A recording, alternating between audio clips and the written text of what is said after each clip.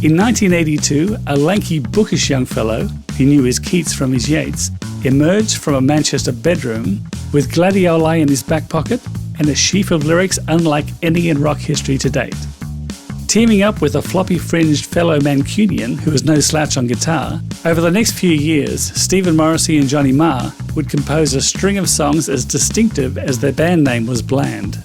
In this episode of Known Pleasures, we examine the career of the Smiths, homing in on 10 songs in particular as we analyse their significance in the post-punk landscape. Were the Manchester Quartet a voice of their generation? A nod to the so very lonely and marginalised, with a uniquely Northern English perspective on love, lust, vicars in tutus and murderous meat? Or were they simply 60s revivalists with the bloke out front who couldn't sing and whose most impassionate songs were so easily outgrown? We'll provide some answers soon. How soon? Now. Patrick, give us a bit of a spiel on the early Smiths days. Well, Graham, you knew I was going to have a spiel, didn't you? Somehow you intuited that I was going to have a lengthy tale to tell. That's the best thing about you, Patrick, is you always have a spiel. Yeah, well, it's time the tale were told of the meeting in May 1982 between Morrissey and Marr. And at the time, Morrissey was 22 or 23 years old. He'd already tried his hand at a few things, but hadn't really found his niche. He played in a band called the Nosebleeds, who were a little bit punky, I think. Sounds like it. Yeah. He'd written a book about the New York Dolls, who he described as the single most important group to me as an adolescent. He loved the New York Dolls, didn't he? Yeah, which is a pretty kind of powerful thing. It was a really short book. I think it was like 20, 30 pages, something like that. But it was published in the US. So, it was kind of not a big deal and kind of a big deal. But he'd done that. I think it'd been published the previous year.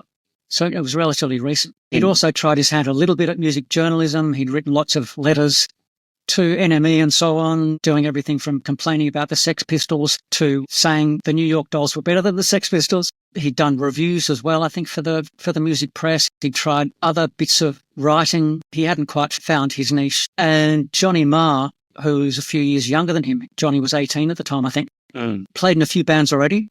And, well, he knew Morrissey because he met Morrissey 4 years earlier when he was 14, amazingly, at a Patti Smith gig, I think. Yeah. And, he knew that Morrissey was a bit of a singer, a bit of a lyricist. So he cajoled a friend of his to take Johnny around to Morrissey's house unannounced, and he knocked on Morrissey's door and said, "Hi, I'm Johnny Marr." And he was allowed in, and they started talking, the three of them, and the third fella, Stephen Pomfret, I think his name was, quickly realised he was swiftly being elbowed out of the picture by these two guys who just immediately clicked in terms of the music they liked. So, everything from Mark Bolan to kind of girl groups of the 60s, a fairly eclectic bunch. And the two of them, Morrissey and Marr, started writing together pretty much straight away. So that's the origin story, I guess, in a nutshell about the Mancunian duo. I think it's interesting to look at the Smiths, where they fitted into the picture or where they would have perceived themselves fitting into the picture when they started out in 82, 83. Because from our point of view, I think, we have a bit of an empathy with the evolution of the post-punk scene into a more electronic kind of world of Human League, Depeche Mode. It had got a lot more, I suppose, clinical in a way. The machines were taking over. If you were a rock and roll purist, you would, you could easily see it that way. And I didn't see it that way. I loved the direction it was going in. But there was this kind of undercurrent of bands who maybe had a more of a kind of a raw early 70s-ish influence, late 60s, kind of a rock and roll. Rolling Stones in the, like the kind of late 60s, mid to late 60s kind of vibe. And so bands like REM and the Replacements and so on were coming through. And they would have perceived themselves as the Smiths did, as a reaction to the invasion of the machines. I think that's how it seemed. And so, from my point of view as a budding synthesizer player, I was a few months away from buying my first synthesizer, at the time a Yamaha DX9, which was the unemployed person's version of the ubiquitous DX7. So from their point of view, they were kind of going back to basics, the Smiths, that is, and playing. Well, that's the music. interesting thing about you, Patrick, is because you were heading in that electronic way, why did you find the Smiths so engaging? Well, it was partly because they wrote really good songs, or some really good songs. I wasn't a fan of all their stuff, but it was probably about 80% Morrissey and his lyrics and the incredible kind of diversity and creativity, and he could pluck a line from anywhere, from a Carry On film, or from a Yeats poem, or from just Carry On Yeats. Yeah, that's right. And he was bawdy, and he was extremely formal and classical sometimes. So yeah, I'm kind of preempting the discussion of some of the songs and the specific lyrics. Yes. But so they were a real outlier for me and my friends. Who I was about to perform a band with them. We all lived in kind of share houses and so on. We were listening to quite moody, atmospheric, electronic kind of music. I mean, everything from, let's say, Depeche Mode to David Sylvian to Talk to Kraftwerk to, have I said The Cure? No, you didn't. And the Smiths were the real outlier in that world, and we all absolutely loved the Smiths. So it was amazing to me that I had friends in Sydney or Brisbane, which will come to shortly, who didn't love the Smiths because Morrissey was such a remarkable lyricist as far as I was concerned. Yeah, the first song that is on our list is This Charming Man. Now, I don't know you, Patrick, this was the first song I heard from them. And I was coincidentally in London when it was released. Oh, wow. So I saw them perform it on Top of the Pops on the 24th of November 1983. What a charming man. And talking of charming men, at number 30 this week, these are the Smiths.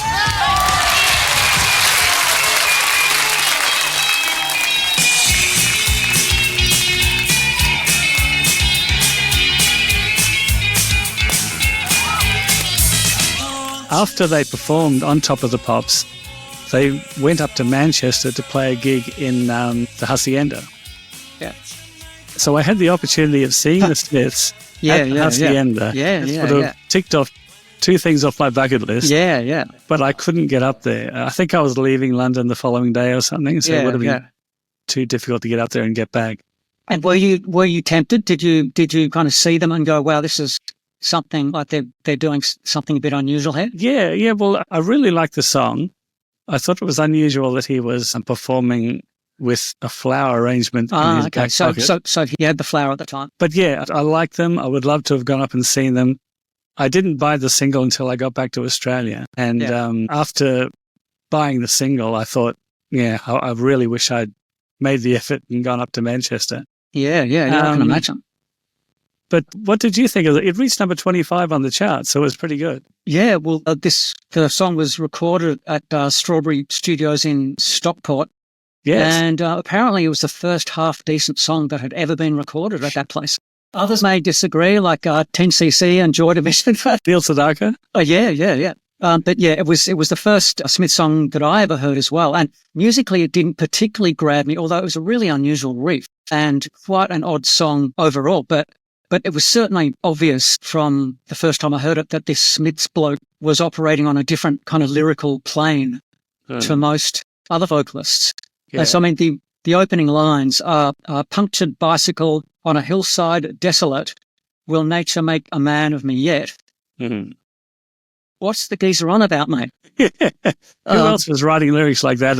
Yeah, well, that's right. And there's a jumped up pantry boy as well. Yeah, but what about why pamper life's complexity when the leather runs smooth on the passenger seat? Yeah, these are great lyrics. Yeah. And he did love his leather seats in cars. Yeah. And I do like the fact that Johnny Marr said that he wrote the song because he was jealous of his label mates at Rough Trade, who they were signed with, Aztec Camera, and their song Walk Out to Winter. Walk out to winter, where I'll be there, till we're high and dry. And Johnny said, we needed an upbeat song in a major key for Rough Trade to get behind. So he wrote it in the key of G, which he rarely did and apparently has rarely done since. It was a very Morrissey-esque reason to write a song out of sheer jealousy. Absolutely. But I was a big fan of Aztec Camera, and Squiddy Politti were also on Rough Trade. Yeah. So I was a big fan of the label anyway. That was kind of early-ish days of Squiddy Politti, wasn't it? The Songs to Remember album. Yeah. So they hadn't quite done the big Cupid and Psyche breakthrough of like a year or two later. Yeah, I think both those bands, Aztec Camera as well, went on to bigger labels. And what I like about the song too, it has almost a Motown rhythm, that dun dun dun dun dun dun, which is like the "You Can't Hurry Love" style of bass line. So I like that because that wasn't that common at the time, except for maybe certain new wave acts that were almost parodying Motown music at the time. There was a bit of that on the charts. For a rock band, many years later, there was a band called The Strokes who also signed to Rough Trade. They had a song called Last Night, could have been their first single, I think. And I always thought that was a reworking of This Charming Man. If you hear both songs together.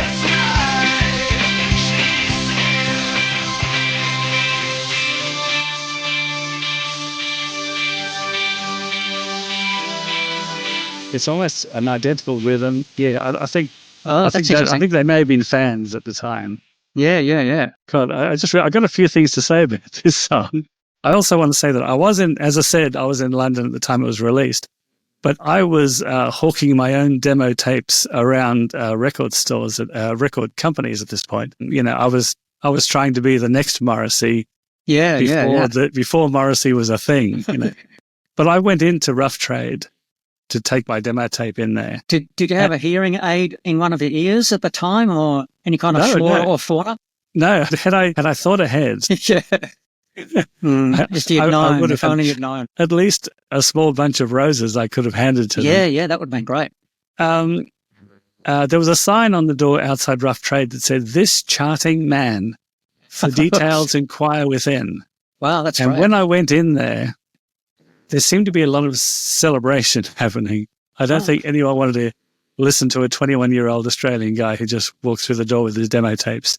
Wow. So, but basically, everyone seemed to be really happy at the fact that the single had done so well that week. I guess even though I didn't get much feedback from these people, I look back now and think I'm really glad that I was there at this exciting time for them. Yeah. It was like I was there for a part of history. So was it the week that it peaked on the charts?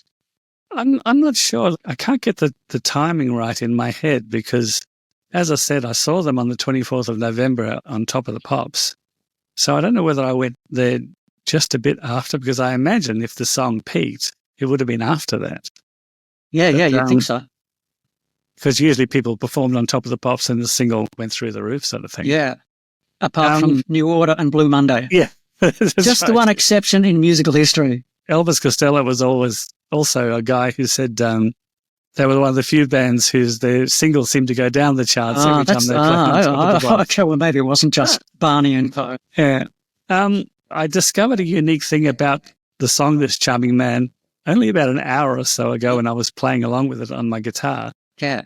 The chords are, say, A, B minor, D, and C sharp minor. I think the jury's still out on what the chords actually are.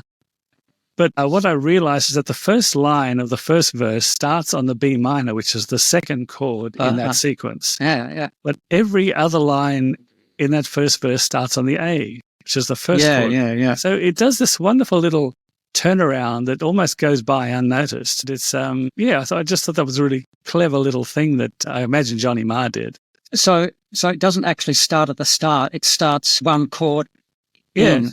So it kind of goes punctured bicycle, and as soon as it goes bicycle, it's the one. That's when everyone comes in. Yeah. He's playing the second chord. Ah, okay. On that sequence. I also wanted to talk about Johnny's guitar style. I listened to this interview, and he said that he thought that the distorted rock guitar, was really a part of the 70s. Like you had the heavy rock movement. a lot of glam rock had distorted guitars. Punk rock certainly had distorted guitars, and he wanted to start the 80s off with this clean guitar sound. Yeah. So what he does is, it's quite interesting. He plays single notes and arpeggios and things so that the single notes kind of ring over each other and harmonize with each other. It's not unique. Like, guitarists had done this before, but he made this a signature part of the Smith sound. And that's what he does in this Charming Man. And I really think he made it hard for himself, because to play the song, like, I have to be sitting down looking at my fingers, concentrate. The fact that he can get up, and I saw him play this with the Killers at Glastonbury on YouTube, and he plays it effortlessly. Just amazing the way he plays this really intricate guitar part. When the river runs smooth on the passenger I would go out tonight. On the one hand, he did create a signature kind of sound for himself.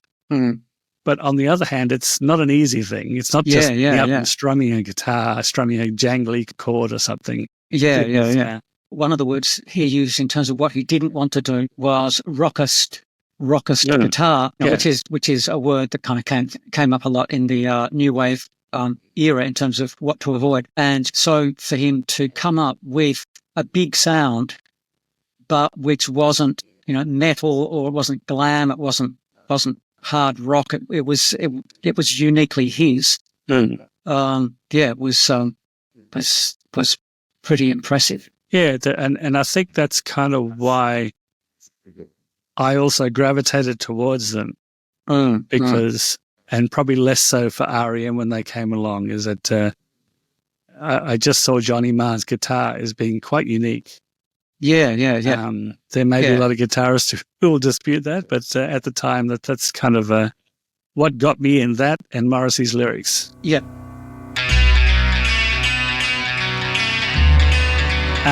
What difference does it make? Yes, I think this kicks off with quite a killer guitar riff, I think. And to me, that's the hook of the whole song. Yeah. Because the chord progression isn't that unique. It's kind of a standard rock chord progression, but that little guitar riff that he came up with is wonderful. I love that riff. And the Smiths weren't big on building up in a kind of epic way, but what difference does it make? Johnny plays that riff over and over and over and over again, and I absolutely love the riff. So, he could play it all night as far as I'm concerned. And apparently they did about 14 or 15 overdubs of the guitar, and that's one of the reasons why it sounds as thick and as rich as it does. Wow. But interestingly, the Mike Joyce, the drummer, and Rourke preferred the John Peel BBC version, because it kind of swings a bit more rhythmically, even though it's only got one human being playing guitar rather than 15.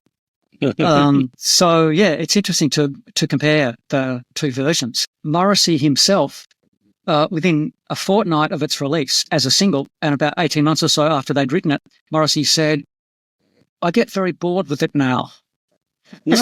Which is like, it was as old as 18 months ago. It's like, this isn't playing, can't get no satisfaction, the production very much either. So, which is kind of interesting. And I did want to mention in passing, one of the really distinctive things about the Smiths was the artwork they used on the album covers and their singles. And the cover of What Difference Does It Make featured a picture of the actor Terence Stamp from a film in the 1960s, and he's best known in Australia probably for starring in Priscilla, Queen of the Desert. Queen of the Desert, yeah. But in this photo, as I say, a still from a film, Terence is holding a chloroform pad and smiling. And I think they initially printed that cover, and then Terence objected to it, so they had to withdraw the cover, and then they rephotographed the cover with Morrissey mimicking Terence Stamp with a cheesy smile on his face, holding a glass of milk, which looks like the chloroform pad. So it's basically trying to look exactly the same as the Terence Stamp original. And then Terence changed his mind and gave permission. Looks particularly amusing to see the two side by side, to see the effort that Morrissey and the Smiths went to in order to replicate the Terence Stamp Well, it's good that actually, he got his stamp of approval. yeah, that's right. Yeah, very good. Sorry, I had to do that. Yeah. Anything else on? As soon as you said the word stamp, that was going through my head. Yeah. Actually, I didn't think of it, Graham. I don't know. I'm a bit slow today. We're recording on a Sunday. Yeah. The only interesting thing that I read about this was that they were recording at Pluto Studios in Manchester, and Morrissey left the recording studio to go get a snack and didn't return. And what he did was he got on a train and went to Rough Trade in London because he was trying to sort out the financial breakdown of the band. And I think he wanted the drummer and bass player to get everything, and for him and Johnny to get nothing because they weren't in it for the money at all. It was all about the music. That's an interesting take.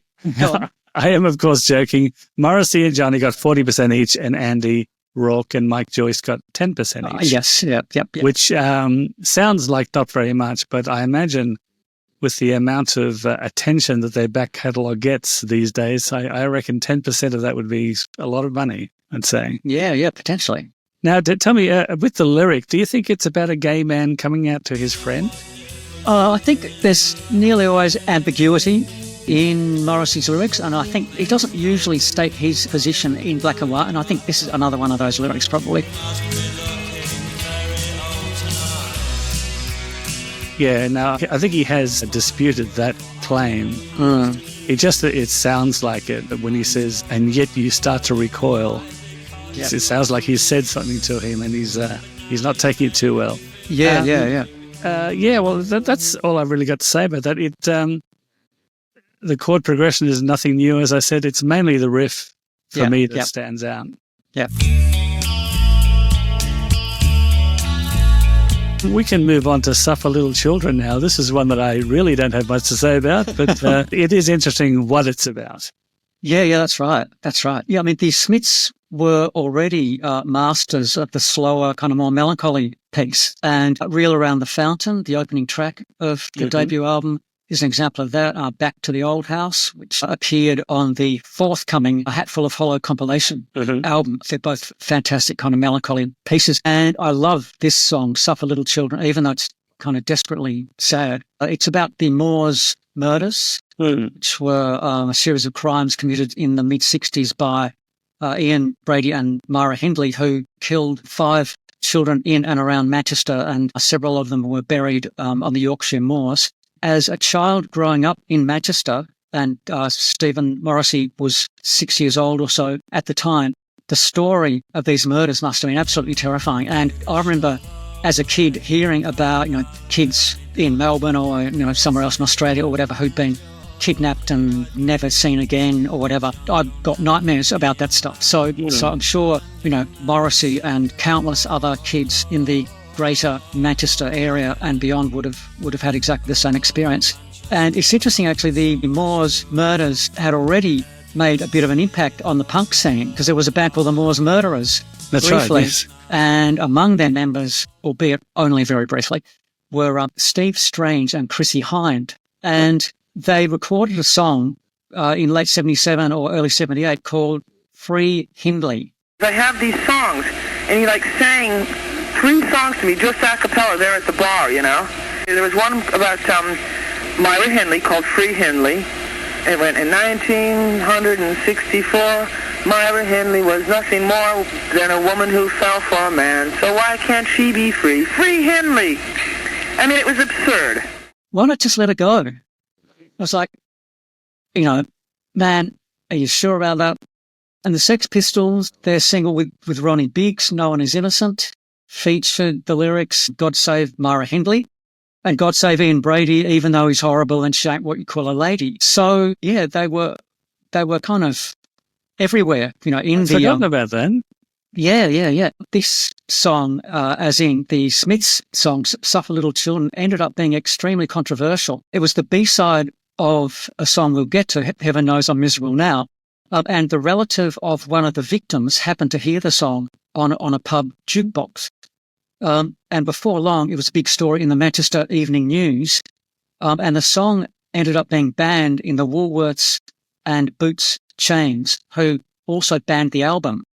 So this was the upshot of this song. And eventually the Smiths management and the Smiths themselves contacted the mother of one of the victims. Leslie Ann Downey was the victim, and her mother ended up being convinced of the band's good intentions. And Morrissey and Ann West, the mother, continued to kind of correspond for a while. And Ann West and her husband ended up being credited on, I think, the Smiths' subsequent album. Oh, wow. Okay. Yeah, so there were certain lyrics like "You will sleep, but you will never dream," which could have been perceived as taunting the children in some way, whereas in fact Morrissey's intention was that Ian and Myra would never dream. And I think Myra said, "Whatever he has done, I have done." So, it's really well researched for a pre-internet song. And, the lyric, towards the end, Manchester, so much to answer for. It's just quite heartbreaking, really. And really beautiful, as well as being, quite ambiguous. It could mean plenty of different things. Yeah. So, I think it's a really beautiful song. It's got a really odd chord in there.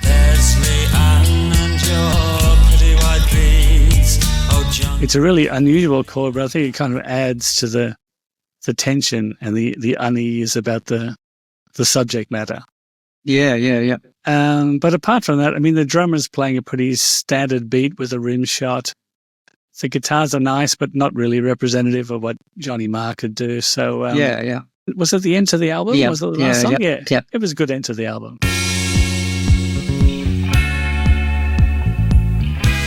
So, Heaven Knows I'm Miserable Now. That's the song. I wasn't changing subjects or anything. Well, I think this might have been your choice, Graham, was it? Yes, I do love this song. It actually reminds me of a song. Sorry, the intro reminds me of a song by Steely Dan called Peg, believe it or not.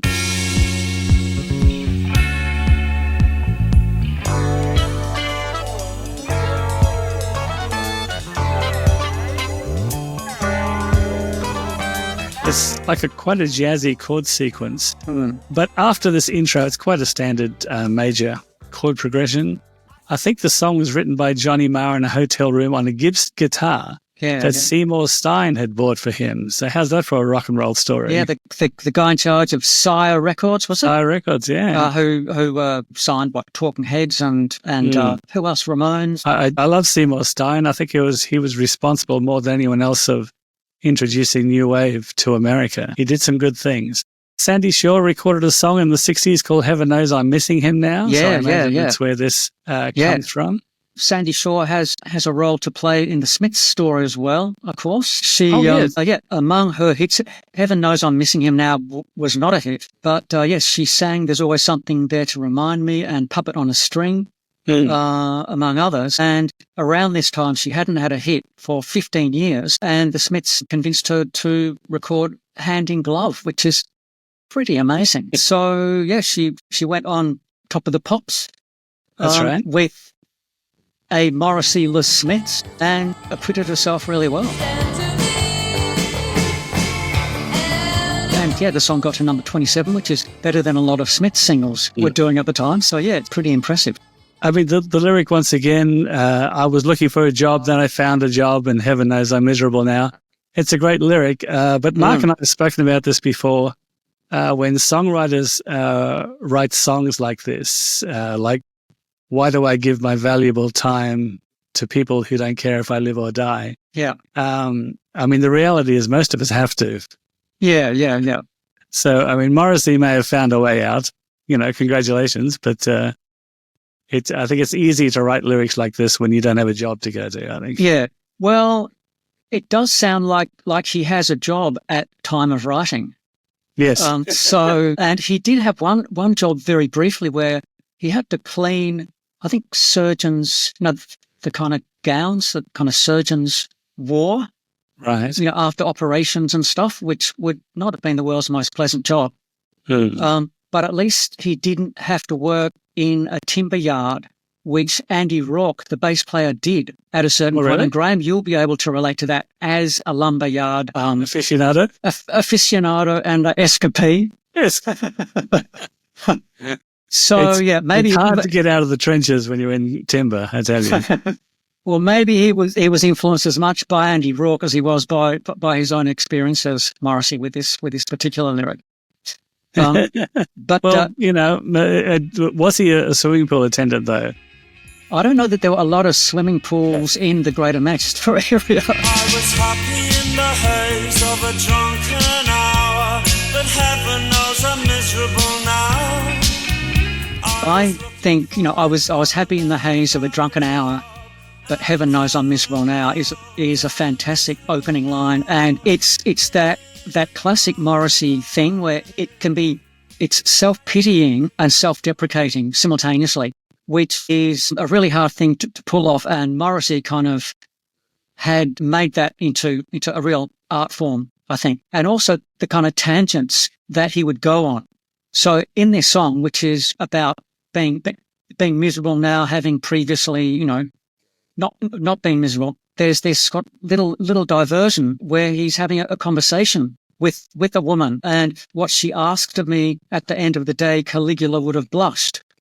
And it's like, but let's get back to being happy in the haze of a drunken hour, because you're overloading yourself with material here. It's a slightly slight song. It is quite jokey, but it's come to be quite kind of iconic because it's so quotable. And it did reach number 10. Oh, really? It was their first top 10 single. So yeah, it's extremely impressive, and not a song that I would listen to very often, probably. But it is a good one. Good times for a change. Okay. Please let me get what I want.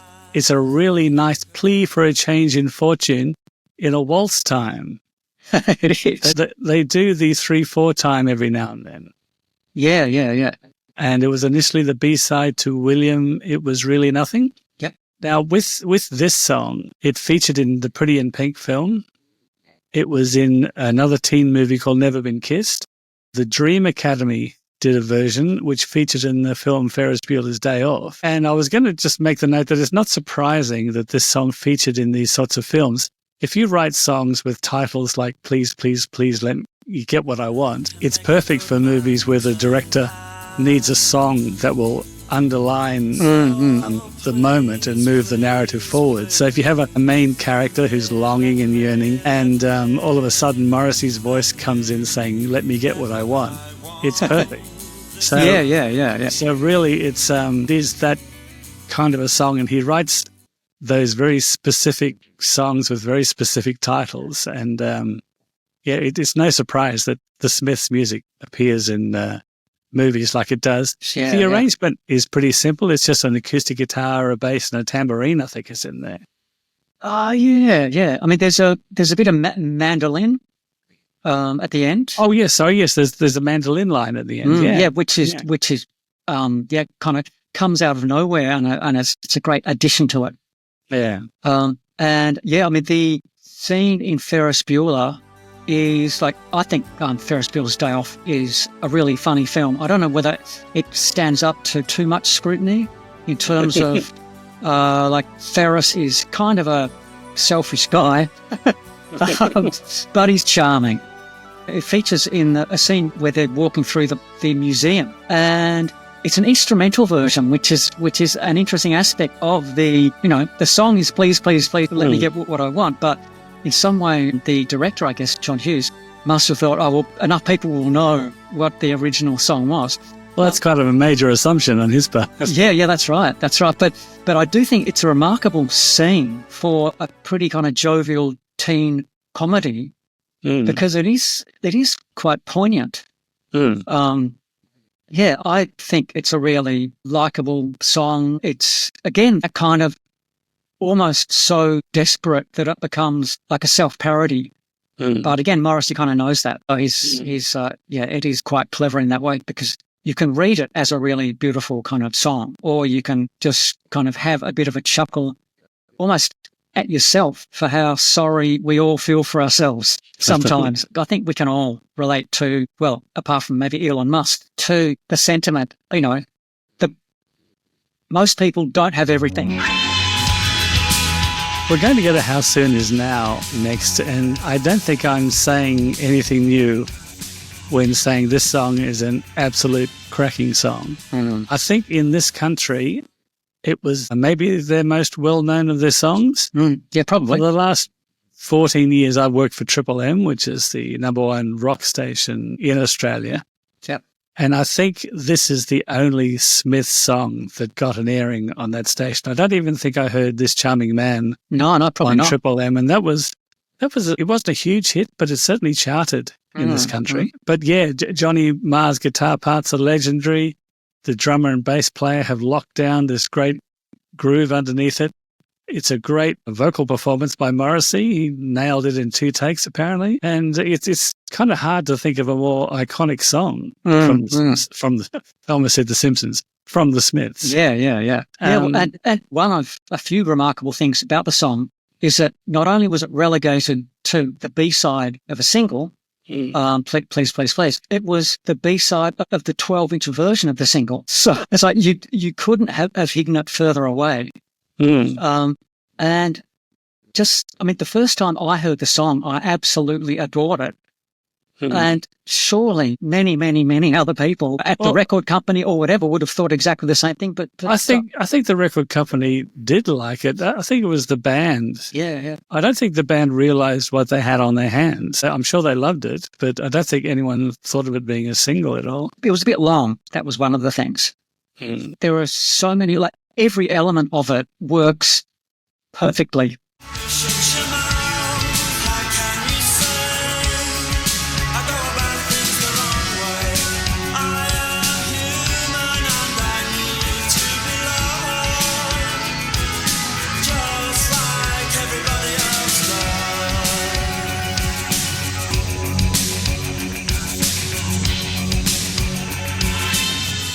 The guitar lines, how Johnny Marr came up with that suite of guitar sounds it was amazing. Is incredible. He said that it was partly inspired by the song by Can, I Want More, Disco Stomp by Bo Hannon and Bo Diddley in general. There are 3 or 4 brilliant guitar lines, and they shouldn't really kind of slot together, but they do. And Andy Rourke's bass line, I think, is fantastic, and he's often forgotten.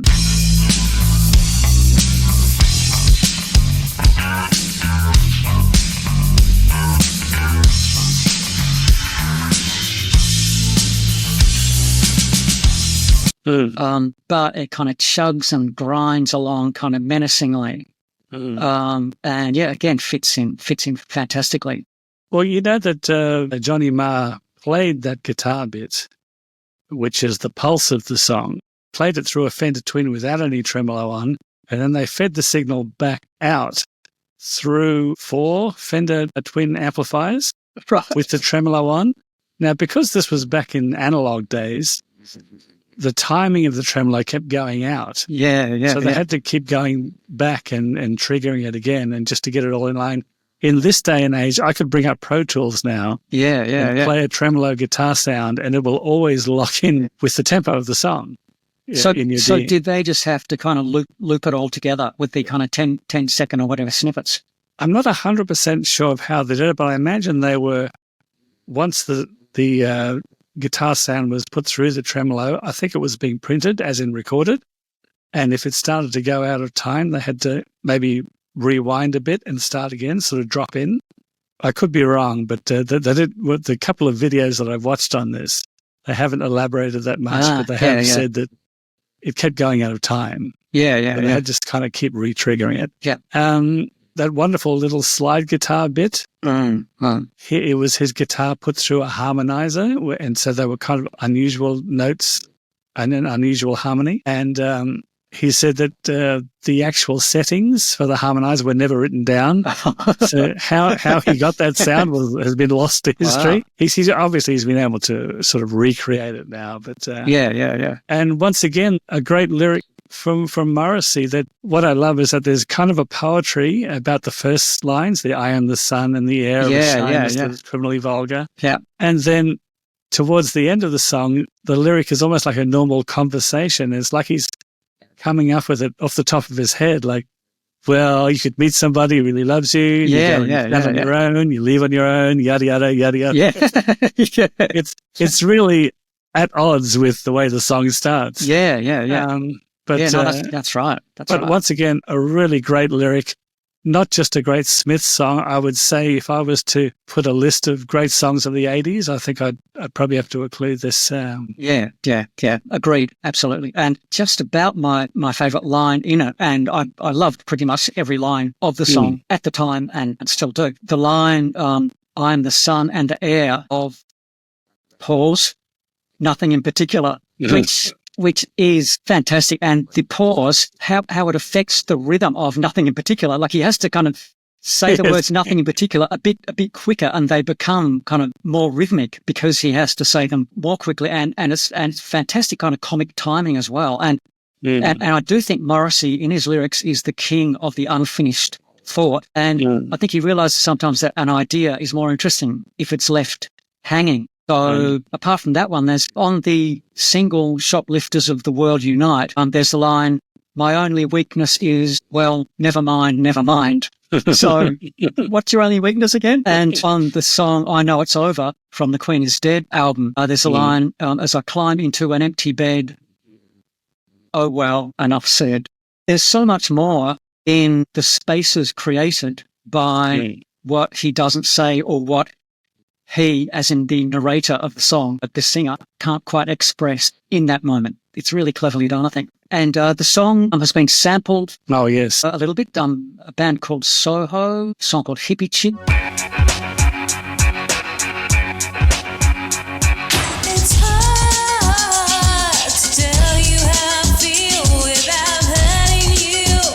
It was a Hippie Chick, top 20 hit in 1991-ish in both the UK and the US. And I think it has been covered and sampled elsewhere as well. And How Soon Is Now was eventually released as a single in 1985 and got to number 24. And it was released again 7 years later and got to number 16. You know, it's like they should have released it every 7 or 8 years and it finally would have cracked the top 10 probably. It was kind of ludicrous to release it as a single in 1985 when it had already appeared on the Hatful of Hollow compilation album of John Peel sessions and B-sides and so on from 1984. So anyway, that was a bit of a misstep, but it's an indication of just how prolific the Smiths were during that period. They had these kind of leftover songs on B-sides and B-sides of 12 inches that they could afford to neglect or forget or underuse.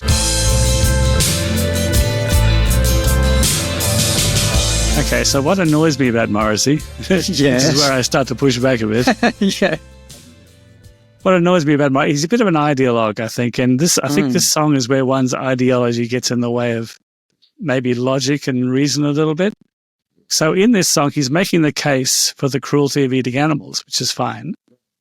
But he says things like, it's not succulent or tasty, and it so clearly is. I mean, if it's cruel, then say that. Yeah. But don't pretend that it's not something that we like to taste. He says kitchen aromas aren't very homely in the song. It's like, well, what's more homely than a roast dinner on a Christmas day? And he says it's not natural. You're a sentimentalist as well as a murderer, Grant. Yes, I am. But no, to tell the truth, I think like writing a song like this is fine, but he doesn't sort of have to lie to anyone to make his point. Yeah. I think he should say, I don't think it's succulent or tasty. That would be fine.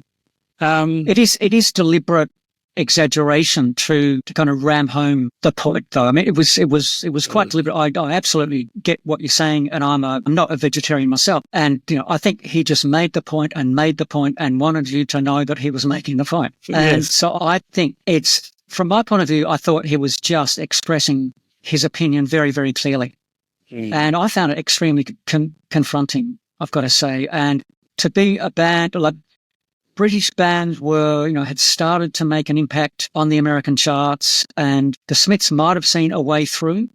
And so what do? They call their album Meat is Murder. So, yeah, that's going to go down well on commercial radio in the States. They're going to love that in Middle America. Yeah, that's right. That's right. And the album got to number 1, which was pretty remarkable. And just as a little bit of a digression, in terms of the commercial, not quite suicide, but in terms of that album, the opening song of Meat is Murder, the album, Headmaster Ritual, isn't about global themes that everyone in Tucson, Arizona can relate to. Yeah, Headmaster Ritual, belligerent ghouls run Manchester schools, spineless swine, cemented minds, Sir leads the troops, jealous of youth, same old suit since 1962.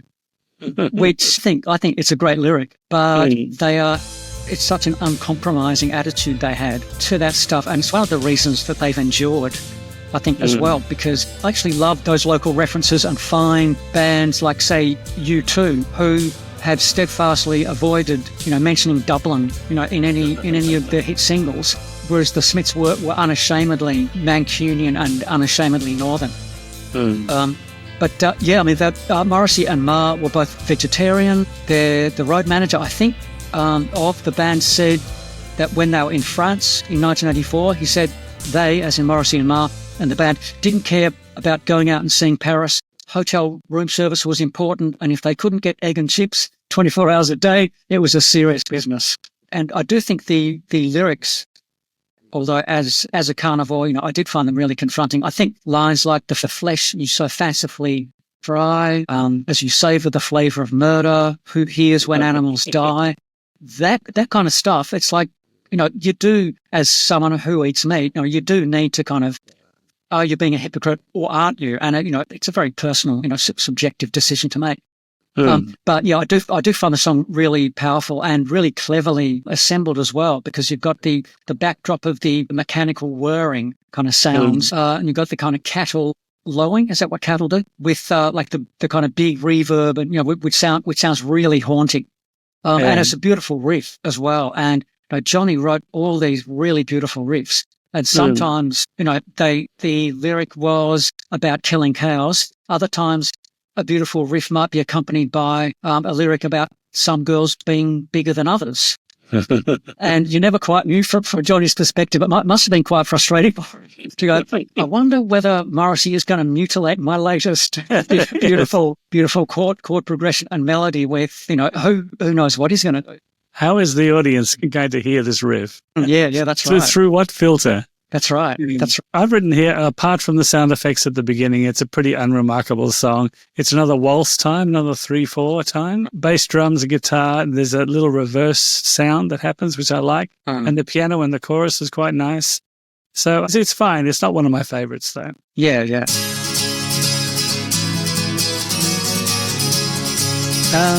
So speaking of Morrissey, Big Mouth Strikes Again. Yes, what are your thoughts about that one, Graham? Well, I read that Johnny Marr based the riff on Jumping Jack Flash, which I can't hear for the life of me. No, neither can I. I don't know where that came from. The guitar intro actually reminds me of a song called Crazy on You by Heart. I guess this is Morrissey writing about how the English press are treating him. He wrote a few songs like this, I think. But it's a great lyric, and Morrissey said it was meant to be funny. And it is. Now I know how Joan of Arc felt as the flames rose to her Roman nose and her Walkman started to melt. That's really, really funny, I think. Anachronism never worried Morrissey. That's so right. He had people on hillsides desolate, which is exactly how people were talking in 1984. That's right, yes. I did want to mention a bit that there is an odd Mickey Mouse-style harmony vocals in the chorus, which is Morrissey's voice put through a harmonizer. They did get Kirsty MacColl in to sing, but they didn't like what she sang, so they got rid of it. Yeah. But I remember using this particular harmonizer. I think it was the Eventide harmonizer or something similar to that. And I remember at the time, like, the engineer put my voice through it, and I thought it sounded ridiculous. And I thought, if you want to get a harmony vocal, get a singer in. No one's ever going to use this effect. Yeah. And then all of a sudden, the Smiths released this song, and I was clearly wrong. And Mickey Mouse Strikes Again. Someone was prepared to have a Disney character singing backup on their song. Yeah, wow. That's pretty classic. Yeah, but I do like this song. It's not one of my favorites, but I do like it. Yeah. What's your take on Big Mouth? Yeah, well, I mean, it is a kind of like a driving, relentless, straight down the line kind of rock song in a way. And that kind of Rolling Stones kind of vibe. in a way. And I think, as you say, the reference to Big Mouth is kind of reclaiming the word for himself in a way and kind of playing up to the joke, I guess. And it is something, as you were describing, something he did occasionally. So on the forthcoming The Queen is Dead album, the song I Know It's Over features lines like, if you're so clever, then why are you on your own tonight? So with that kind of preemptive self-deprecation, I think it's a really snappy song. So yeah, I do really like it. And I'm surprised it only got to number 26 in May 1986. And one of my favorite things about the single actually is the B-side, Money Changes Everything, which, given the financial arrangement between the members of the band, is particularly interesting. Yes. But the song, which sounds a lot like a Smiths B-side, somehow Brian Ferry heard the song and thought, I might be able to make a hit single out of that if I add some lyrics of my own, which is a preposterous notion, Brian. But then he did exactly that, and it became the single "The Right Stuff."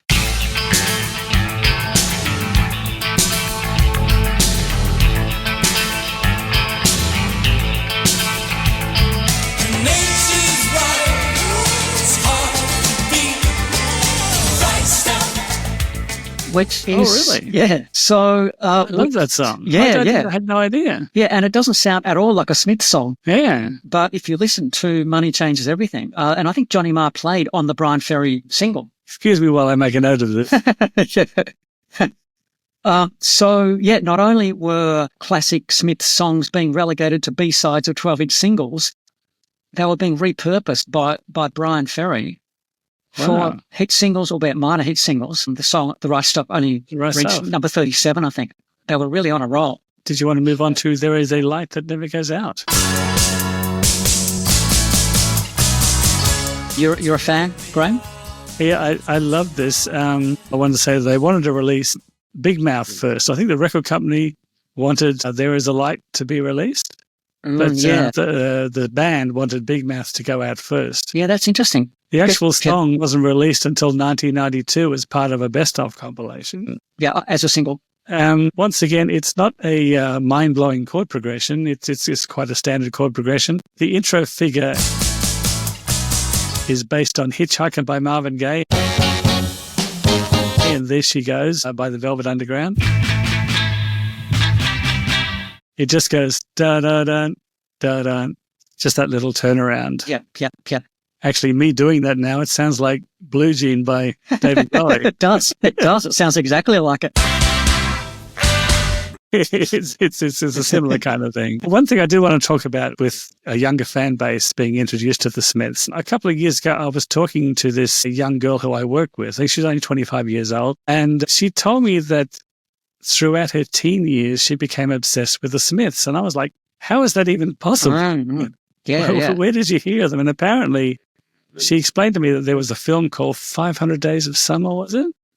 And there was this iconic scene where Joseph Gordon-Levitt, he's in an elevator and he's got his headphones on and he's listening to the Smiths. He's listening to "There Is a Light." Smith?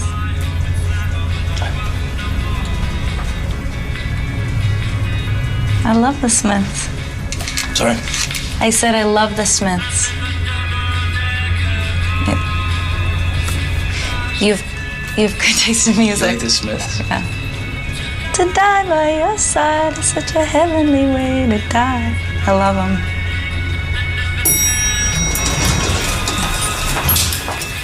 Holy shit. For some reason, that moment seemed to introduce the band to a whole new generation. And she also told me that apparently the Smiths are a good band to listen to when you're a teenager and sad.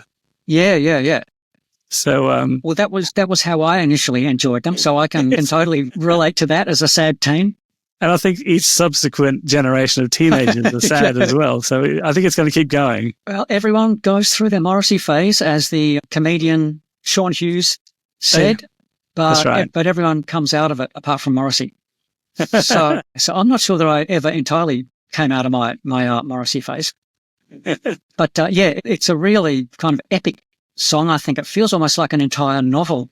In lyric, you can sense the depth of the backstory with a person who feels abandoned by their family and finds liberation, with the driver, the mysterious driver of the car, and, there's an infatuation with the driver and or maybe they're in love with the driver. And Morrissey has changed his attitude to clubbing a little bit since How Soon Is Now.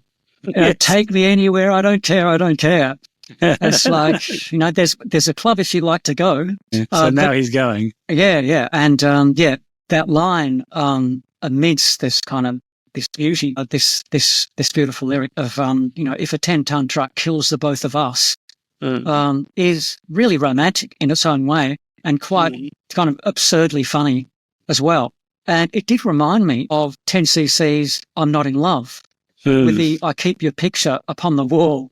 It hides a nasty stain that's lying there, where, kind of protesting too much. Yeah, 10cc right. there. But it kind of gets almost extra poignancy by the fact that it doesn't quite fit as a lyric within the rest of it, which in its own way makes it seem more sincere than if the lyric, this is both the 10-ton truck and the hiding a nasty stain, it almost feels more authentic because it shouldn't work. In a darkened underpass, I thought, oh God, my chance has come at last. Then a strange fear gripped me and I just couldn't ask. And just that encapsulation of, love that's just out of reach, which is such a kind of a classic human experience. And and it's really, again, really kind of precisely summed up.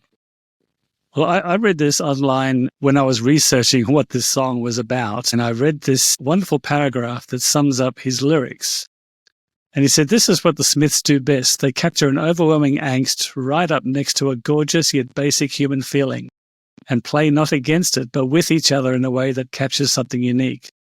Here they have captured a passionate, even if unhealthy moment of intimacy, a cry that any human who has ever been young and in love can relate to.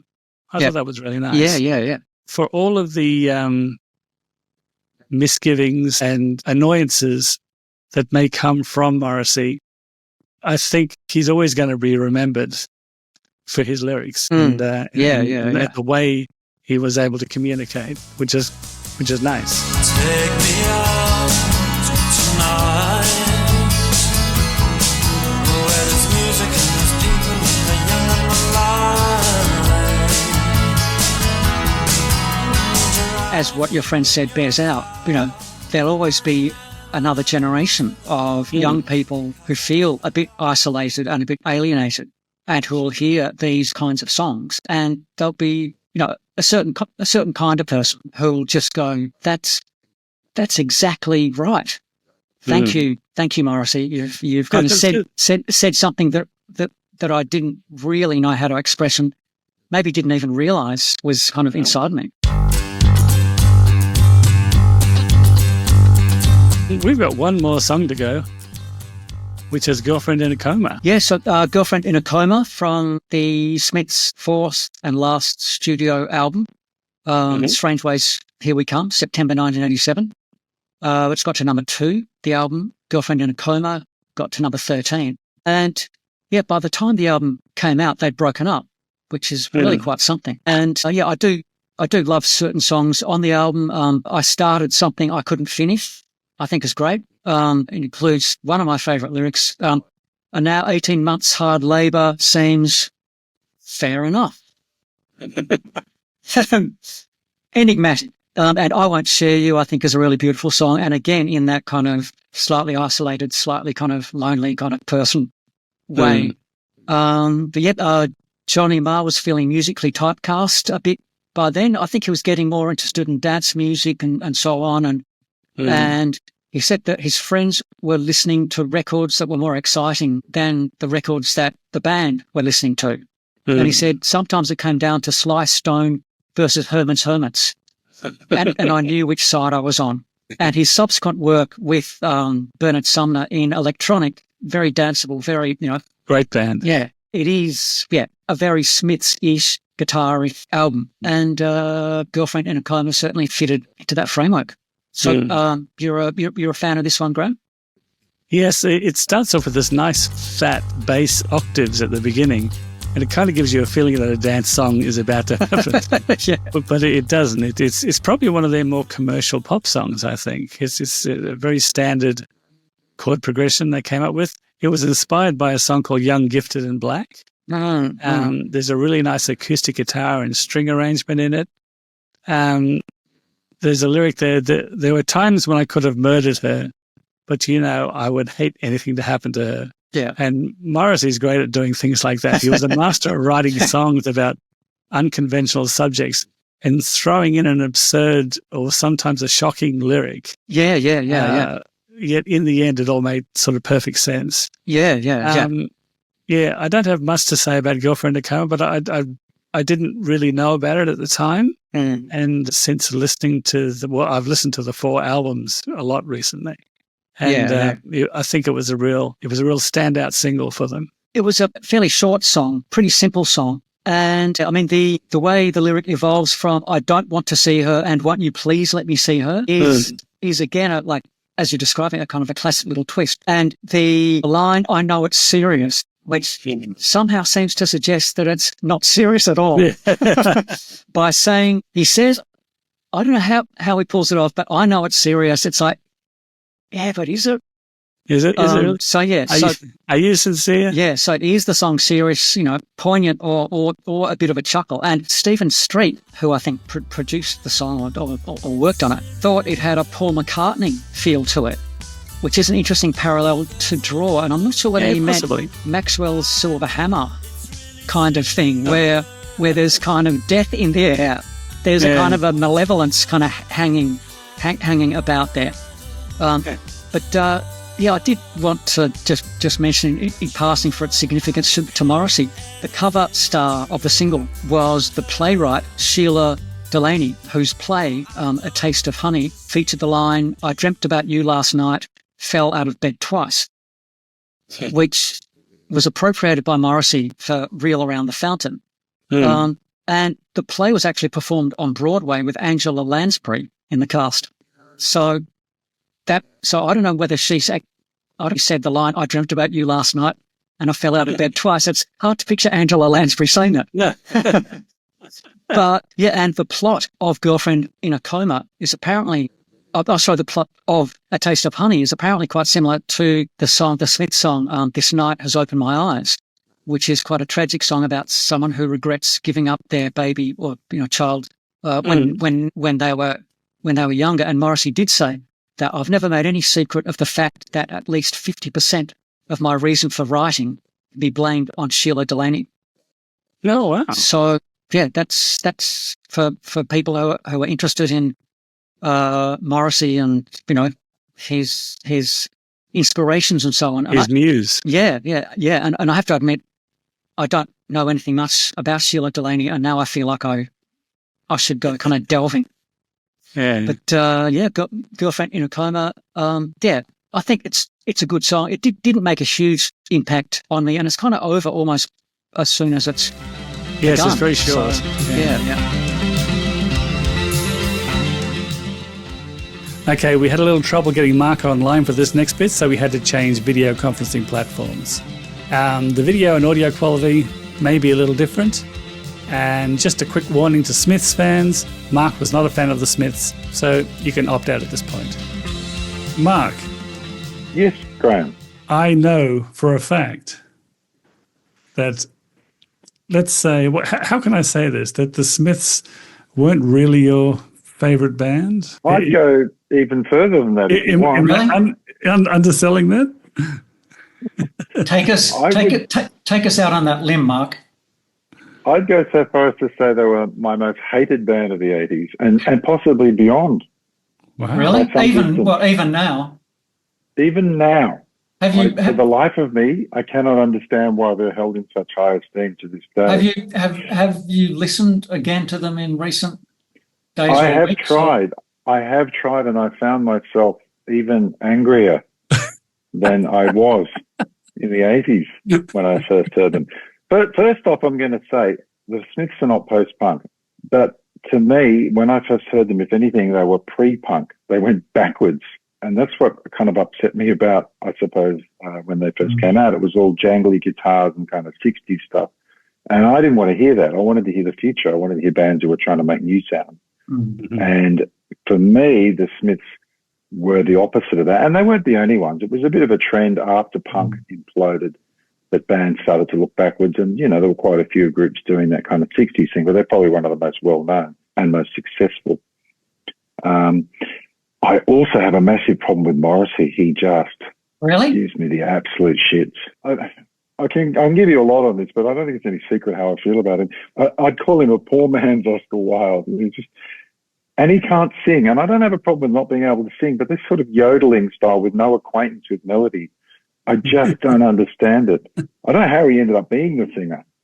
In all honesty. And I don't mind lead singers being a pain in the ass. I mean, John Lydon's a massive pain in the ass, but he has charisma and ability and talent. And Morrissey, I don't know what on earth his appeal is, but I don't see it.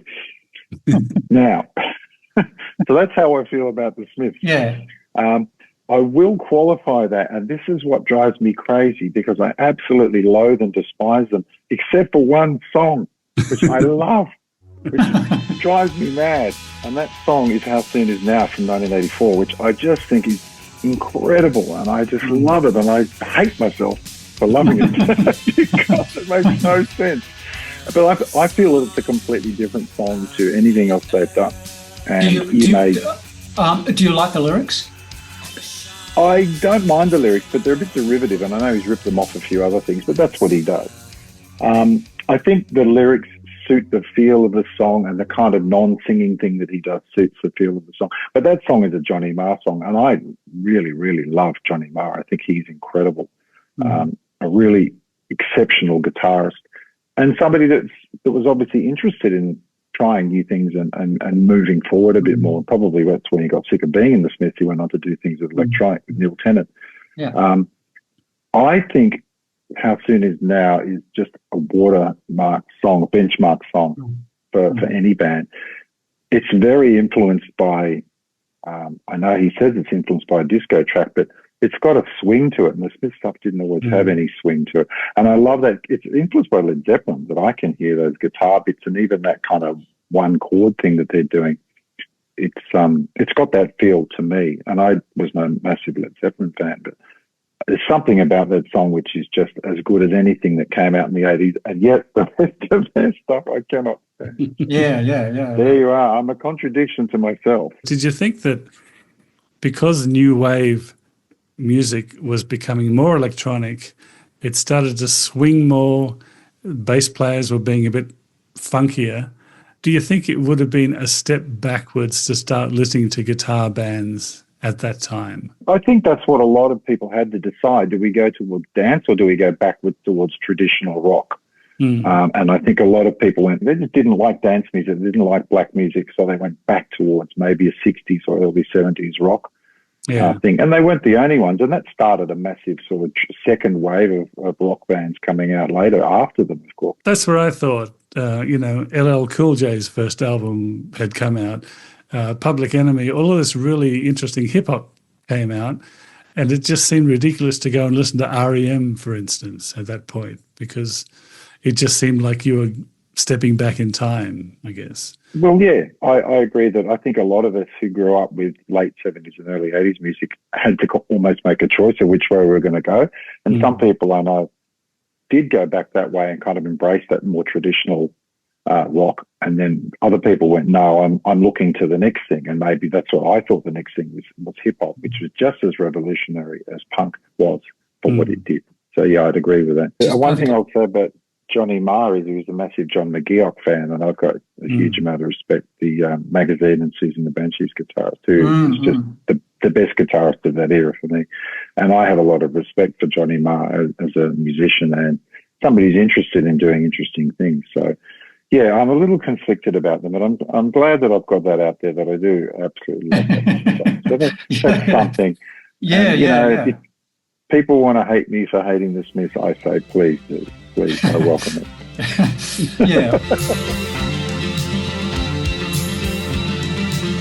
Elvis Costello once said that Morrissey comes up with great titles, then forgets to write the song. It's a bit harsh coming from someone who often overwrites his songs, but if you look at both artists now, and it pains me to say this, the songs of Morrissey have stood the test of time better than Elvis's back catalogue. But more than that, I'd have to say that the music of the Smiths has permeated our culture in a way that many other new wave bands didn't. And I don't know why that is. My favourite bands like Magazine, New Order, Shriekback, XTC or Gang of Four, none of those bands have made a mark on our culture like the Smiths have.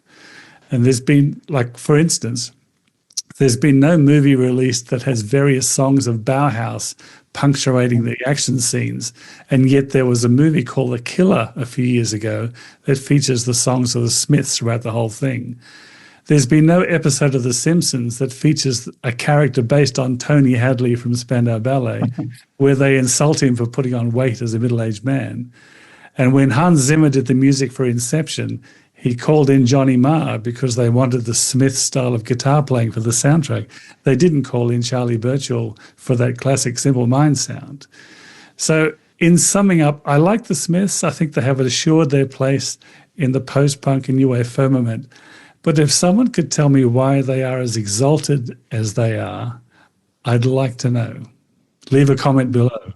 To kind of wrap it up for me, I think Johnny Marr, amazing guitarist, regressive, and the 60s influences weren't to my liking, but just some really beautiful songs in there, some really catchy kind of rock songs.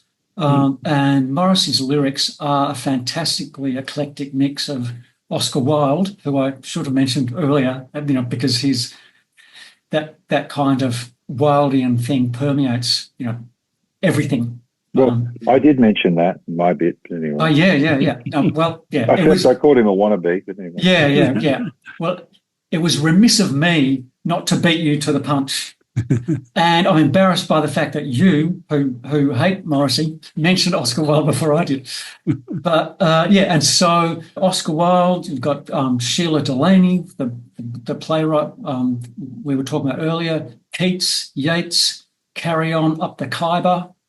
There's so much kind of like you just never knew where the next line of the lyric was going to go, and that's what always kept me intrigued with the Morrissey lyrics. And so for me, it's all about the lyrics. And the legendary English football manager or coach Brian Clough once said about himself, "I wouldn't say I was the best football manager in the business, but I was in the top one." And I'm not sure whether I'd quite place Morrissey at the peak. At that peak as far as music lyricists go, but for me, he'd come close. And for an eccentric, shy lad from Manchester who never learned to sing, I don't think that's bad going. I feel like I've done enough. I think the best revenge on Morrissey is to let Morrissey be Morrissey. That's a good line. I'm going to end on that, I think.